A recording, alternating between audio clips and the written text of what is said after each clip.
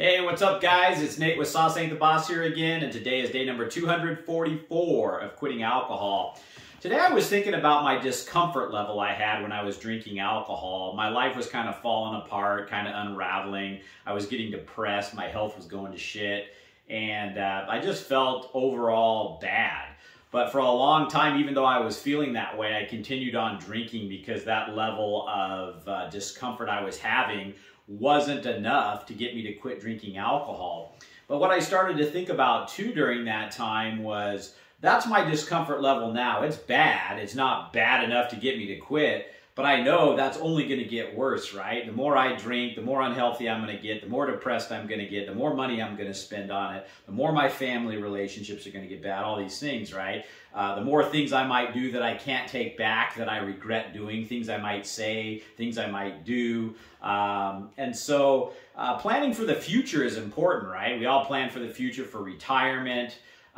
We plan for ourselves, for our family, a lot of things we plan for the future. Well, you got to think about your comfort level for the future. You got to think about where you're going to be at in 2 more years if you keep drinking, 5, 10, 20. Are you going to make it that long, So evaluate where your discomfort level is right now drinking and what it's going to be in 5 years, what it's going to be in 10. And for me, my drinking finally got to a discomfort level that was bad enough to get me to finally quit over 8 months ago. But also knowing that it was only going to continue to spiral worse and worse out of control and keep getting worse.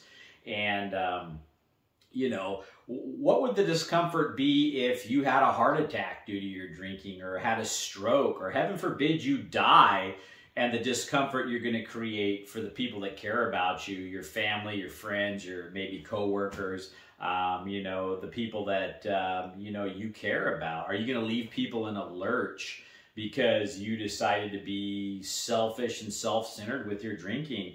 And I'm not judging, but straight up, when I was drinking and putting myself and what I wanted that I was getting from the alcohol above my family, was that selfish and self-centered? Absolutely.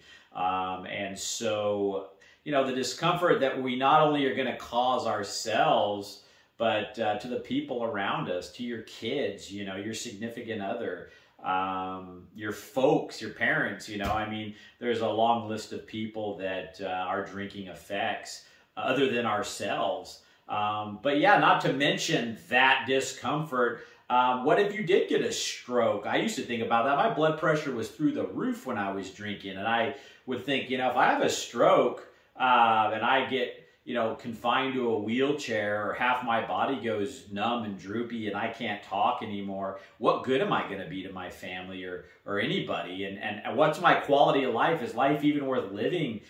Sometimes you think, if I'm not able to do the things that I love to do, what discomfort is that going to feel like compared to the temporary small discomfort of depriving yourself alcohol? That's a discomfort. Yeah, sure it is. You've taken a drug for X amount of years, and now you've decided that, in the best interest of yourself and the people around you, that you're going to quit doing that. And there's some discomfort, but that's only temporary. The discomfort I have today, 8 months in, versus where I was initially trying to quit, is huge. There's hardly any discomfort with it anymore. Yes, you do have to get over that initial discomfort and hurdle. But what's 8 months that I went through of a little bit of discomfort from not having my pacifier and alcohol versus the rest of my life confined to a wheelchair, or heaven forbid I die and I don't get to enjoy the last 40 years, 50 years of my life that I could have, and the people around me that care about me could have with me if, I decide to keep on drinking and die, and then I'm not here anymore.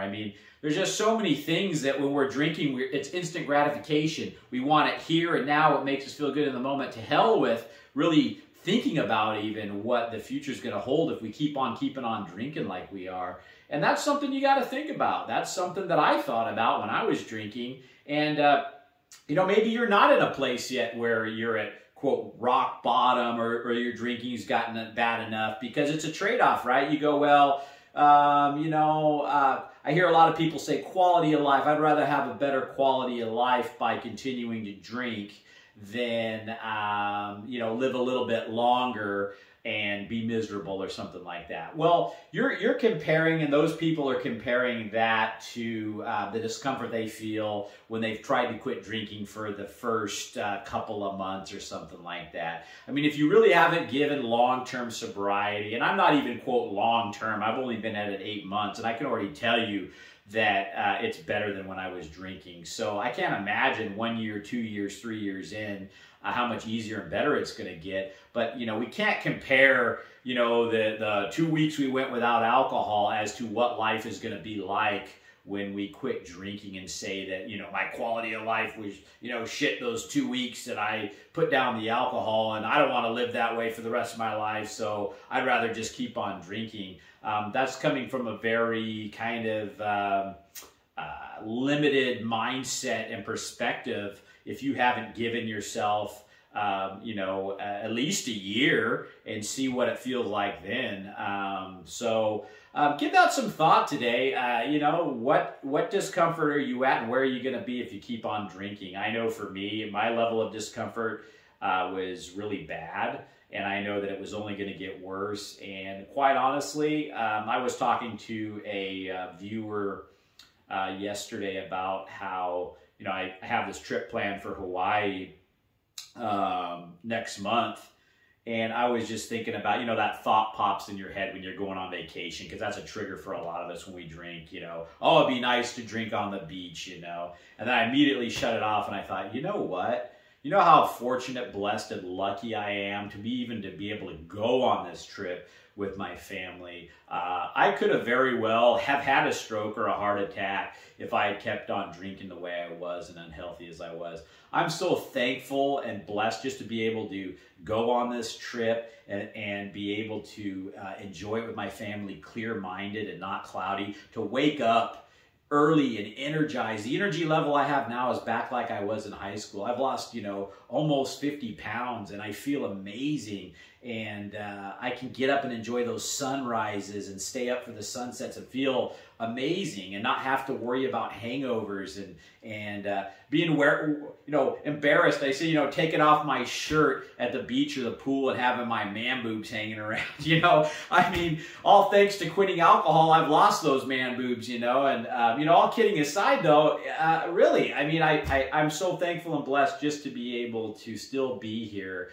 Because I was on borrowed time when I was drinking, and you know, imagine being in a hospital bed and your family's coming to visit you because, you know, heaven forbid you've got cirrhosis of the liver and you're not going to make it, or kidney failure, or you know, all these horrible things that alcohol leads us to if we abuse it the way we've been abusing it. Your family coming in and saying their goodbyes. And you know, I mean, this stuff is yeah, you what ifs or this and that, but, you know, it's also educated guesses on what's going to happen, right? If you do A, B, C, and D, you know, E is probably going to happen next, you know, and that's kind of one of those things where we know drinking's bad for us, right? So where are you going to end up if you're a heavy drinker and you've done it for decades?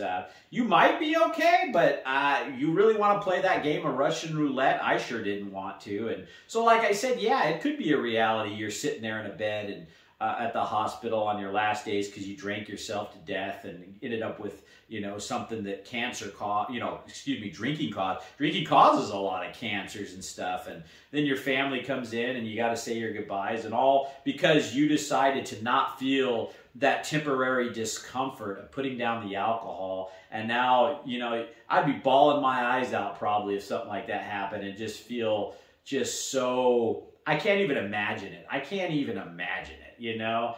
And so I just wanted to get the wheels turned on. This isn't a scare tactic. These are all the things I used to think about, and I still continue to think about, that helps keep me off the alcohol, are these realities that could possibly happen, you know?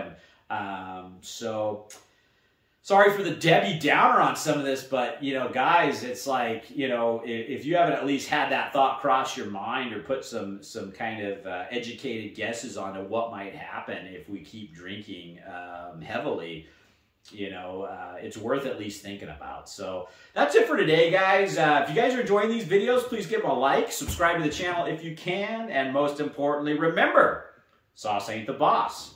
You are. You guys have a great day.